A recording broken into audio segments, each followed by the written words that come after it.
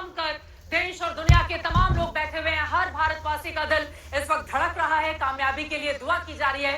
मंदिरों में इस वक्त पूजा पाठ हवन पूजन का कार्यक्रम चल रहा है, क्योंकि चंद्रयान-3 अब उस स्टेज में पहुंच रहा है जहां से उसके चांद की सतह पर पहुंचने की प्रक्रिया शुरू हो जाएगी।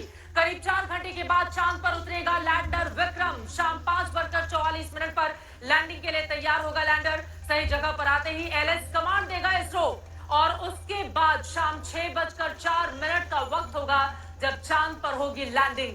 लैंडर रोवर सारे पैरामीटर पर अब तक पूरी तरह से सही है। उम्मीद यही कि आज हिंदुस्तान कामयाबी की एक नई इबारत को गढ़ता हुआ नया इतिहास रचे। बस कुछ पलों का और इंतजार। जब 5:44 पर लैंडिंग के लिए सही जगह का चुनाव होगा और उसके बाद क्या होगा ये पूरी दुनिया देखेगी। शाम 6:04 पर चांद पर उतरने वाला है लैंडर, जिसको लेकर तैयारियां पूरी हो चुकी हैं। चंद्रयान-3 अब उस स्टेज में पहुंच रहा है जहां से उसके चांद की सतह पर पहुंचने की प्रक्रिया शुरू होगी। 17 मिनट का वो आखिरी लम्हा ये तय करेगा कि चंद्रयान-3 की आज लैंडिंग हो पाती है या उसे 4 दिन का और इंतजार करना पड़ेगा। लेकिन देश भर में दुआओं का दौर जारी है। इसरो की जिस तरह की कोशिशें हैं, प्रयास है, उम्मीद यही कि आज के दिन हम होंगे जरूर कामयाब। ये रिपोर्ट देखिए। इसरो के कमांड सेंटर में फाइनल तैयारी चल रही है। इंतजार हो रहा है लैंडर विक्रम की उस लोकेशन तक पहुंचने का जहां से उसकी रफ्तार धीरे धीरे कम की जाएगी और उसे चांद की सतह पर लैंड कराने की प्रक्रिया शुरू की जाएगी। तमाम वैज्ञानिकों का यही कहना है कि आखिरी के वो 17 मिनट ही सबसे अहम है, जहां फूक फूक कर कदम रखना है और जरा सी चूक का मतलब है सब कुछ खत्म हो जाना। लैंडर है और लैंडर के साथ प्रज्ञान रोवर करके, बट ऑर्बिटर की जगह पे हमने एक प्रोपल्सन मॉड्यूल रखा है जो लगभग कार्य तो वो ऑर्बिटर जैसा करेगा बाद में, बट पहले उसका मुख्य कार्य है कि लैंडर को चंद्र की ऑर्बिट तक ले जाए। तो वो काम लगभग उसने पूर्ण कर दिया है। जैसा कि आपको पता ही होगा कि 17 अगस्त को हमने लैंडर मॉड्यूल और प्रोपल्सन मॉड्यूल दोनों को अलग कर दिया।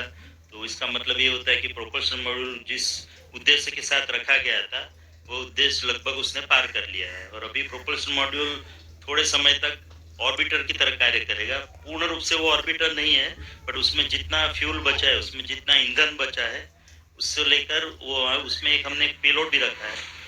शाम 5:45 पर लैंडिंग की प्रक्रिया शुरू होगी। सबसे पहले लैंडर को 30 किलोमीटर की ऊंचाई पर लाया जाएगा। 30 किलोमीटर की ऊंचाई से वो सतह की तरफ नीचे आना शुरू होगा। उस वक्त उसकी रफ्तार 1.68 किलोमीटर प्रति सेकंड होगी।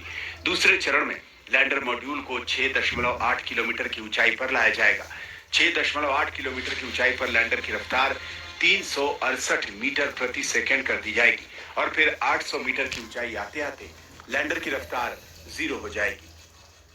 अगर हम पोस्टपोन करते हैं और 4 दिन बाद करते हैं 27 अगस्त को, तब तक लैंडर 100/18 किलोमीटर पे आ जाएगा। तो 18 किलोमीटर के अंतर से हम ऊंचाई से नीचे उतरने का प्रयास करें। तो इसके लिए अलग साइट और अलग प्रकार की जो लैंडिंग साइट है, जैसे कि मैंने बताया 400 किलोमीटर दूर होगी जो हमारी मेन अच्छी साइट जो कही जाती है।